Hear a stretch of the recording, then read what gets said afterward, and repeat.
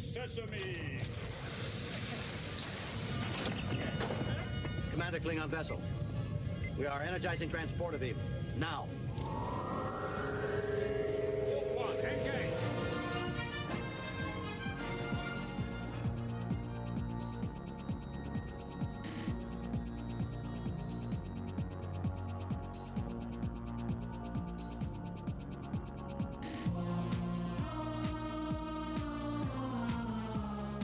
Okay, hello, we are here.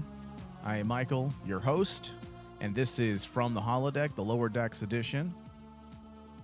Okay, Dave, so are you ready to discuss the season finale for Lower Decks' 4th season? Can you believe we're already at the end of the 4th season?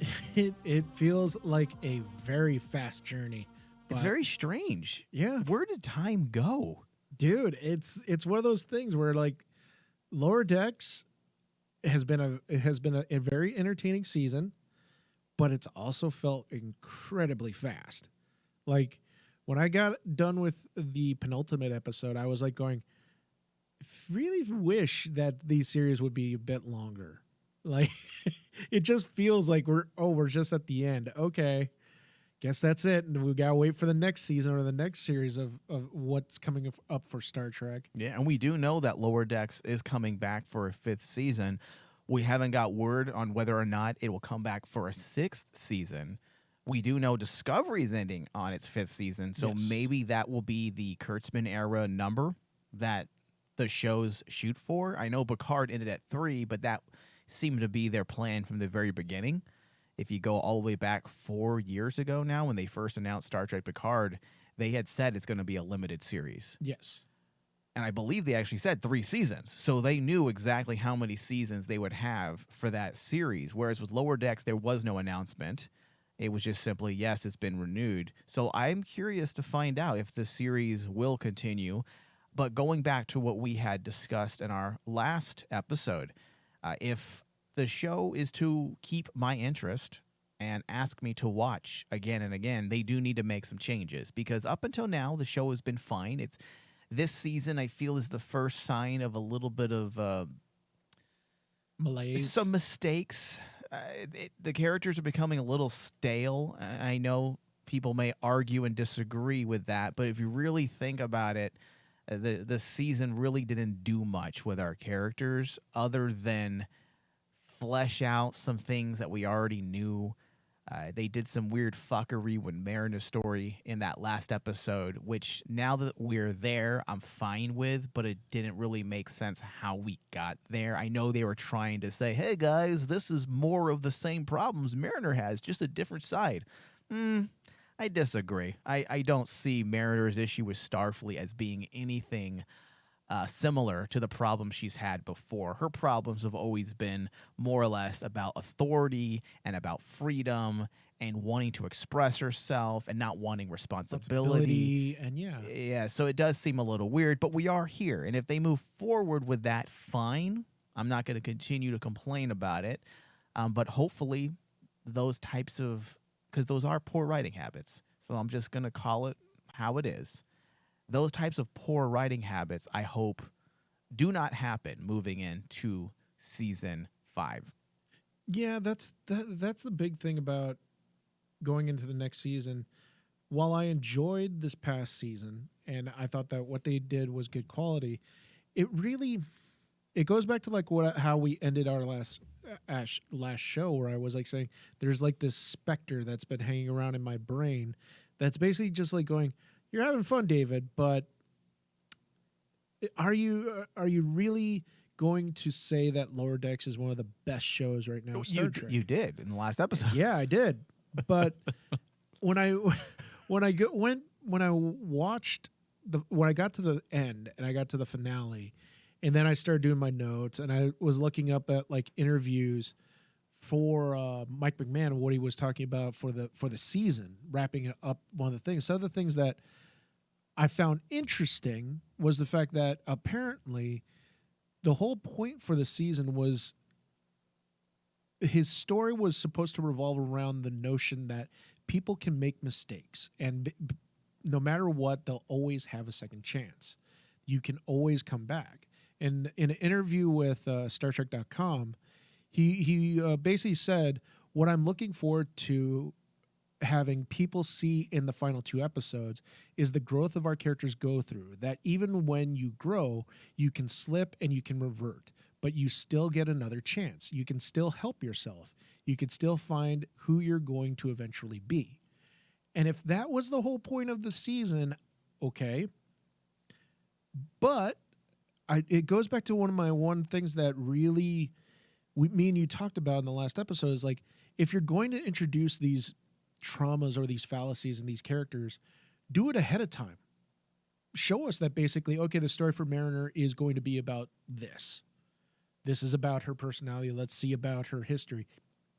Because I really do feel that if they actually introduced this Nova Squad connection, if they did it a little sooner in the beginning of the season, I think that Spectre would be less in my brain, feeling like I'm a little tired of like the story of the Lower Decks crew, because that's where I'm at right now. Is kind of like, I like the characters. Last episode, I actually came very close to saying that Mariner and Boimler are 2 of my favorite Star Trek characters in Star Trek currently. And am I going to say that today? Maybe not. I think Mariner's story was interesting during the first half, and it didn't really do much. I don't see anything that Mike McMahon, that interview you just said, I don't really see any of that, what Mike McMahon had said.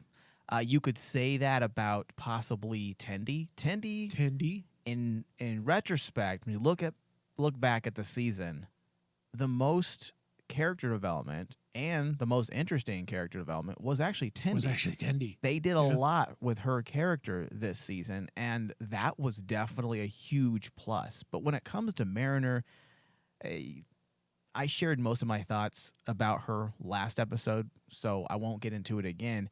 It feels a little stale. It feels a little redundant, and what they did at the end feels a little contradictory based on what we know of her character. Yeah. And now let's take a look at Boimler. I mean, he had no character development this season. 0. I mean, yeah. He became the court jester. That was it. He was just there to look at and laugh. And he basically, essentially, this episode, he got to have a captain moment. If you think about it, that was a good moment. I actually liked. I was going to bring that up. That moment was great. It was nice to see Boimler actually be serious and actually be competent. Yes. That was really good. But Dave, where was the work to get there? Exactly. Did we see Boimler do anything that would help him get to that point this season to where we say, yes, he got that fucking moment? Yeah. They didn't work for it. They didn't work for it because, like, the only time you ever see or any illusion that this is going to be the conclusion for Boimler is the episode where he's with the one Vulcan character. And she goes around. My new girlfriend. Yeah. My new Vulcan crush. Your Vulcan crush. You and Vulcans, I don't. Actually, that's true. You know what? Holy shit! I've never noticed that before. You and Vulcans, it's like the weirdest thing. But like, when it comes to Boimler, that's the only time this entire season where you say, "Oh, Boimler's story is about becoming a leader," where he has to lead the Beta. I think it's Delta Squad or Delta shift. Yeah, and I think so. Yeah, that was it. There was nothing else. I mean, I got a chuckle when they brought up, "Oh, how'd you get the leader voice?" Oh, it took some coaxing from him, but like that's cool. You tied in a prior story to it, but again, it feels like with Boimler, that moment, while it's great and it's a feel good moment, it feels like what we were talking about in the last episode with Mariner, where it's like they dropped the Nova Squad bit in her history right on our laps. Yeah. And just expected us, here, accept it. Yeah. So let's get into the ins and outs of this episode. There wasn't a whole lot because this was pretty much just the conclusion of what they had set up in the first episode. We got a little bit more when it comes to Mariner's relationship with Cedo. They started off with a flashback that took the audience about 13 years into the past, and we saw a moment with the Nova Squad, and it did include Wesley Crusher, and what's the actor that plays Wesley Crusher? Will Wheaton. Will Wheaton. Will Yep. Wheaton did guest star as Wesley As Crusher, Wesley Crusher. which I thought was really amazing. I do like that because, believe it or not, I know last episode I said Wesley Crusher was hard to watch on TV or hard to watch during certain moments in TNG. But at the end, I do like what they did with his character. And I really like seeing him at the end of Picard Season 2 and giving his character a little bit of a finale, some finish, because we never really knew what happened to him. So I do like the character, and I like the actor as well, Will Wheaton. So we saw a moment between Mariner and the Nova Squad, which helped lay down some of that groundwork there so that we can now move forward in the present time and believe what we're seeing unfold. I still think they should have introduced something like that at the beginning, kind of echoing what you had mentioned, that they should have brought some of these ideas to the surface early on. Yes. I mean, how awesome would it have been if she made some joke about being a part of the Nova Squad or being friends with the Nova Squad? How hard is that to do in a show like this where they just constantly throw out random Star Trek knowledge all the time? And see, this is the scene that I'm like going, it was cool, I liked it, but if I was the showrunner, I would have actually taken this scene and introduced it way more earlier in the season. Do you remember when we had Deep Space Nine episodes, or let's just say the Deep Space Nine episode? I believe it was last season, when she had a relationship with many of these people. We had already known about this because they had set that up in the first season. Exactly, yes. That's how they should have done it. Yes, that's how they should have done it. And I know that, writing isn't the easiest thing. I get that. And when you're doing serialized television, oftentimes you don't know what you're going to end up doing in that 10th episode, but you should know. Yes. You should know. And it's called narrative plants. People have heard me talk about this before. If you're going to do something, you have to introduce in some way that idea beforehand so that when we get to it, you don't have audiences scratching their head like we did in the last episode and this episode.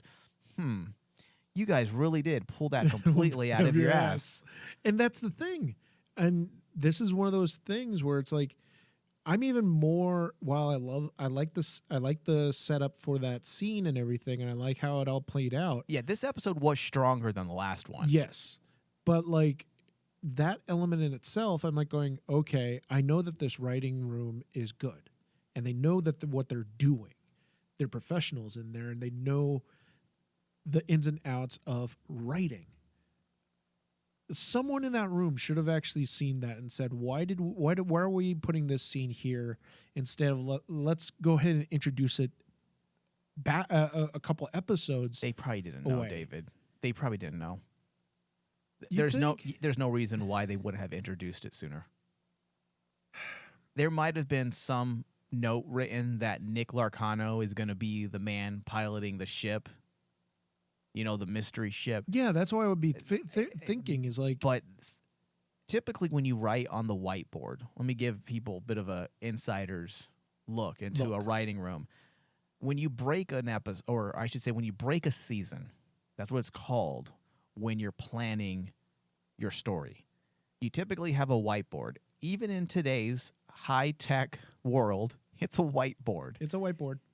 And you have your episodes broken down. You have your characters broken down into columns, and you fill them up and say, this is what we're going to do here. This is what we're going to do here. And they do that all the way through.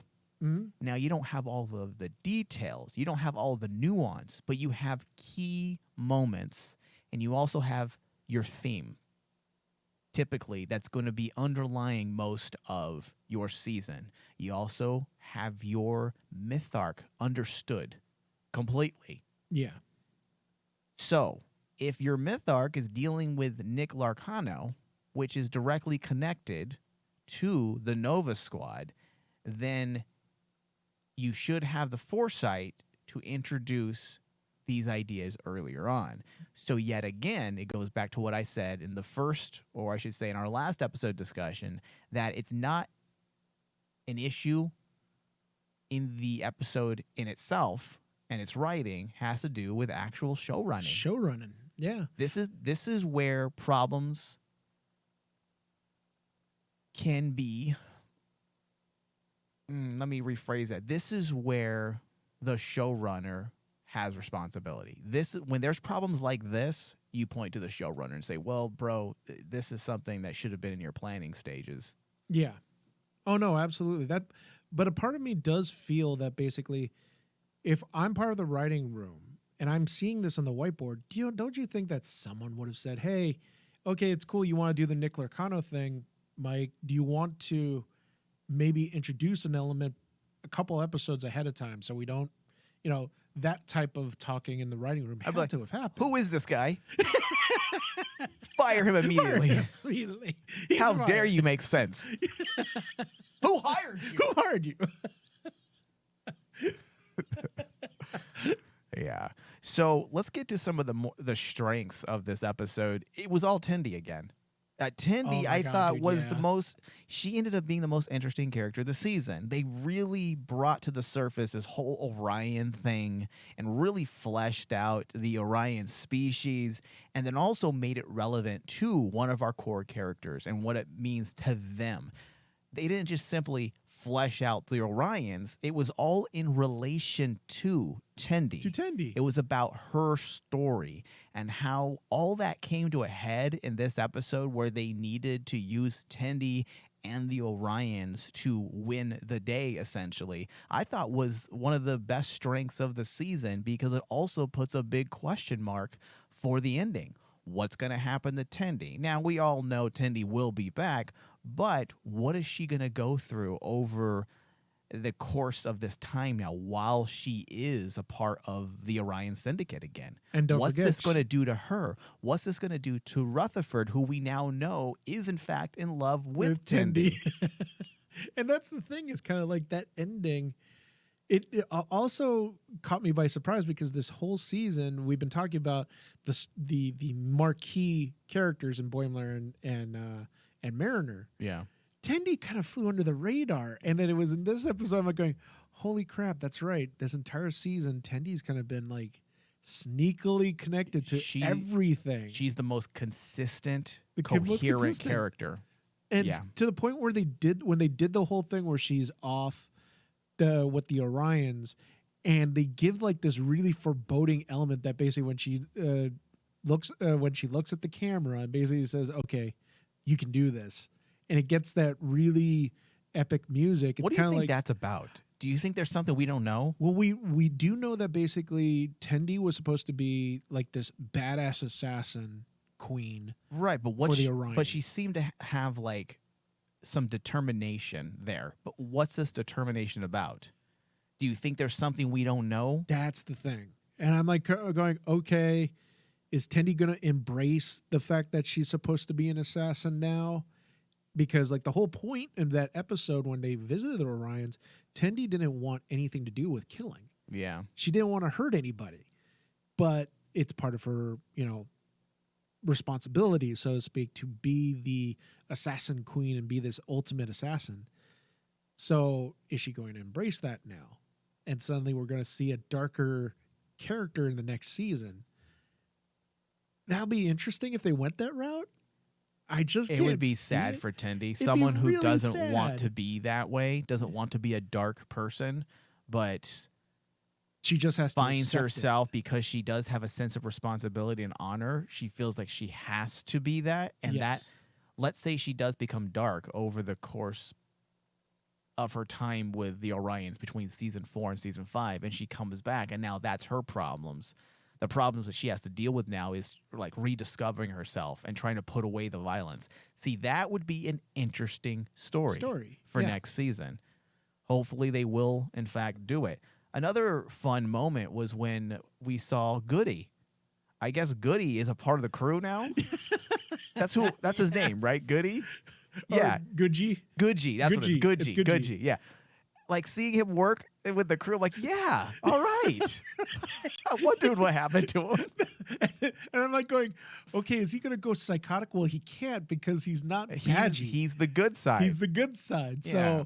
So, if he's going to be a major part of the crew in next season, are we going to see the negatives of Gunji? See, I like the unique stuff, David. That's Yeah. where I gravitate towards when it comes to the show. I like the things that they do that's original, like the Guji stuff, the Orion stuff, the stuff that has to do with Tendi and Rutherford. Those are the redeeming qualities of this season. And I hate to say redeeming because I don't want to insinuate that the season was bad, because it wasn't. It wasn't the strongest season, but I will say that, yes, the where this show shines, believe it or not, is not the nostalgia. Yeah. It shines when they do their own thing. Well, even like That's when this show shines. And I hope someday they get the memo.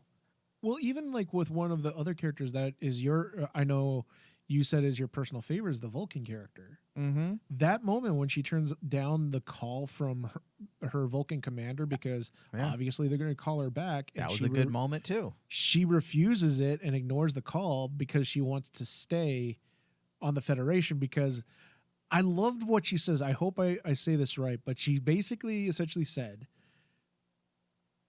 chaotic decisions lead to logical solutions. And I'm like going, that is such a cool thing to say for a Vulcan. Such a Vulcan thing to It's say. such a Vulcan thing to say. And I was like going, that is something different. It's something that basically But also feeling like it belongs in Star in Trek. Star Trek. And that's one thing I want to make clear. When I talk about doing your own thing, I understand that there's 50 plus years of Star Trek. And when you have a franchise that's gone on that long, you end up being your own genre. You're no longer simply science fiction. You are science fiction and something else, a hybrid version of science fiction. You are the Star Trek genre. And just like with any genre that you're going to be writing in, there's always going to be those tropes, those things that you need to have there. But that doesn't equate to lack of authenticity or lack of originality.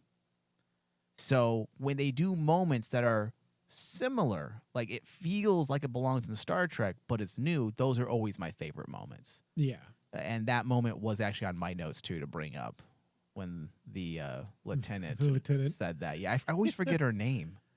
I don't remember her name. So what happened by the end?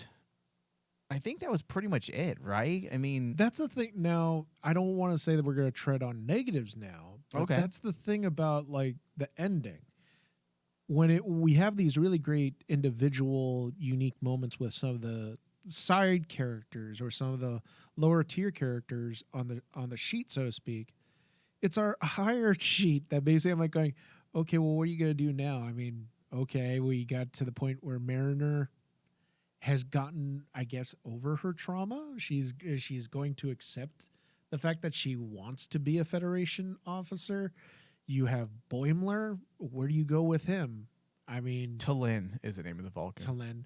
But like with the your two main characters, nothing really.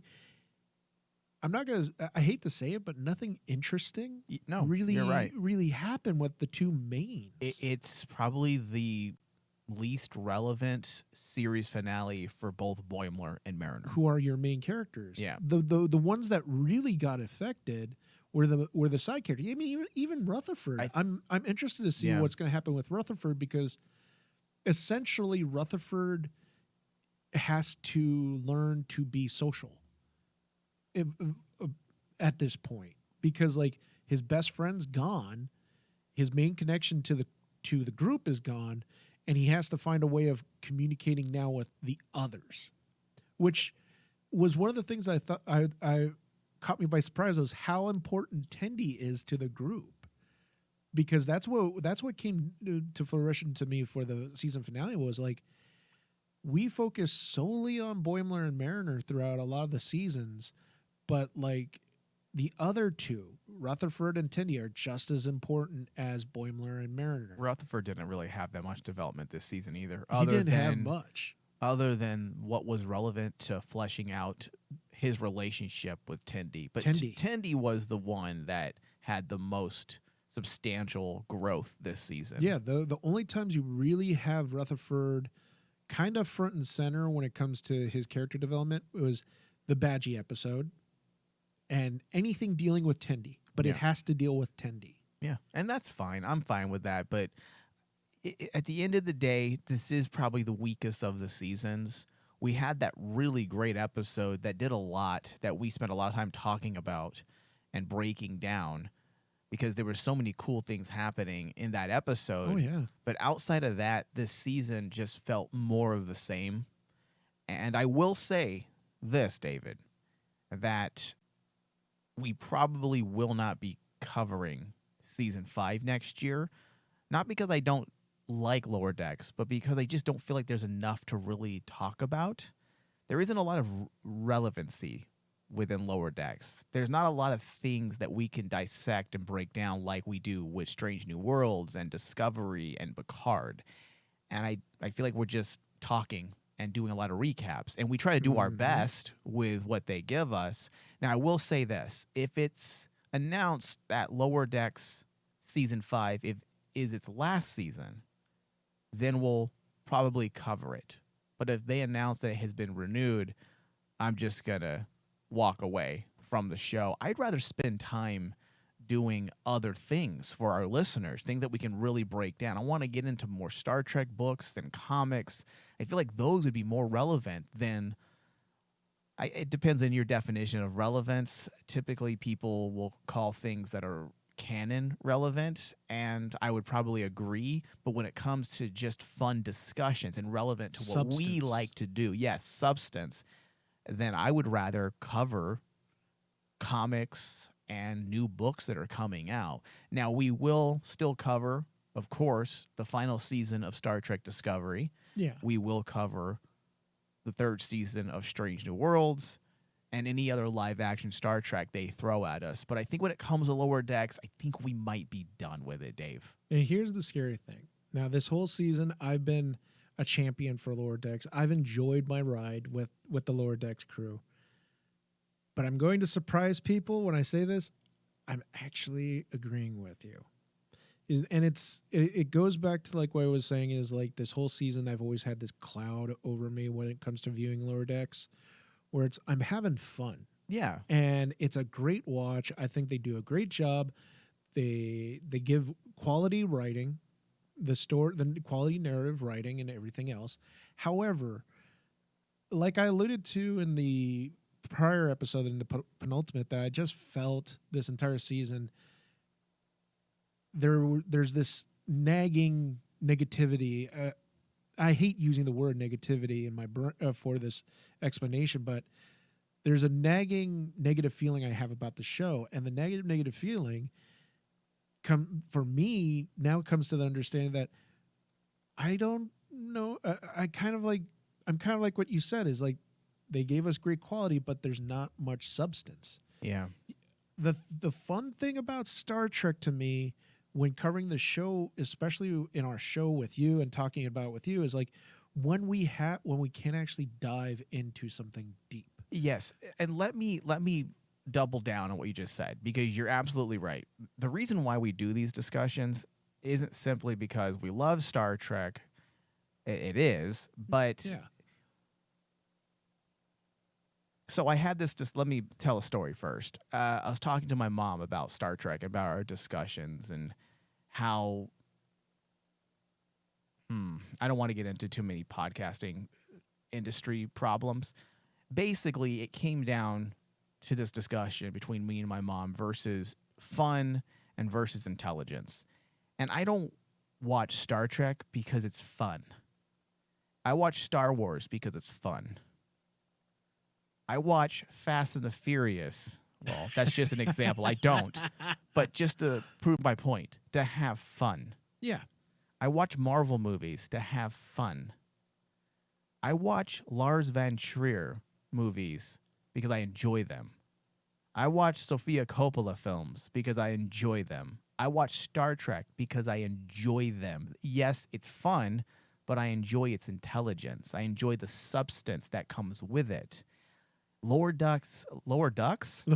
That's that's a parody of a parody. That's a Disney parody right there. Lower Decks doesn't really have that, and I rather just watch it and be done with it, because I will watch it because yeah. I enjoy it for what it is, but I just don't feel like there's any value to dissecting and really reviewing it. In fact, there's times, David, well, I'll be perfectly honest, I feel silly discussing the show seriously because it's like, why are we getting mad at something that's entirely not taking itself seriously? Exactly. And I can't help but take it serious because it's canon. It's canon, and I rather just wipe my what's the phrase? Wipe my hands of it. Wash your hands. Wash my hands of it, because I want to enjoy it and watch it and just be done with it. Mm-hmm. And when we sit here and discuss it, it just becomes negative, or it becomes like it feels like we're being a little too silly about looking into it. Yes, we're forcing some things. Yeah, because like it's kind of like a really good example is like when I had a conversation with a family member who they were asking me, why do I do the podcasting thing? And I basically, why is it that there's certain things that I will talk about and certain things I won't? The things I want to talk about is because I want to talk about them because there's substance behind it. And I gave them the example of like, to give some insider baseball information to our audience, like me and you've talked about discussing a Star Trek episode talking about teleporters and the philosophy, if it's right or wrong, right?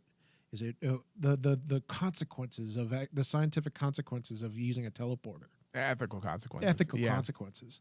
And like, see, those are the discussions I want to have. That is like, and I told my family member, to me, that's fun because I'm taking something that I love and I'm passionate about as a geek, which is Star Trek, but I'm looking into it deeper than what it could mean into my entire life. Let's just frame this the best way we can, David. Star Trek has always been influenced by literature and philosophy. Yeah.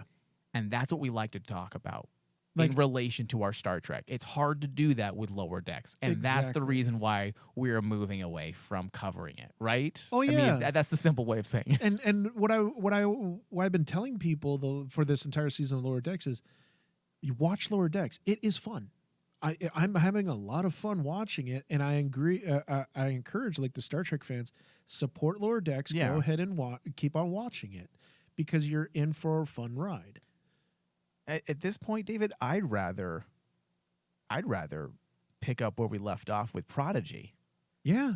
Prodigy is more in line with the things we like to discuss because there are those philosophical moments. It feels more like as funny as it sounds, yes, it's a series that revolves around young kids, but I would argue it's not a young kid show. It may be a TV PG Star Trek, but it's Star Trek. Because it brings up ethical questions in the vein of for kids to understand. Yeah. All right, David. So my score for this episode is an 86%. I'm almost there with you. I actually gave this one an 89. I'm 3 points higher than you. All right. But as I said, the thing that basically definitely bothered me the most was the fact that the lack of narrative development for Mariner and Boimler kind of took down the score a lot. Yeah. All right, David. So this does bring us to the end. I want to thank all of our listeners for listening to our discussions this season and being patient with some of our petty gripes. I know what they are. I don't think we're petty. I think people are enjoying what we look into it. All right. Well, David, let's hope you're right. All right. Thank you, everyone. Thank you, David. Thank you. Live long and prosper.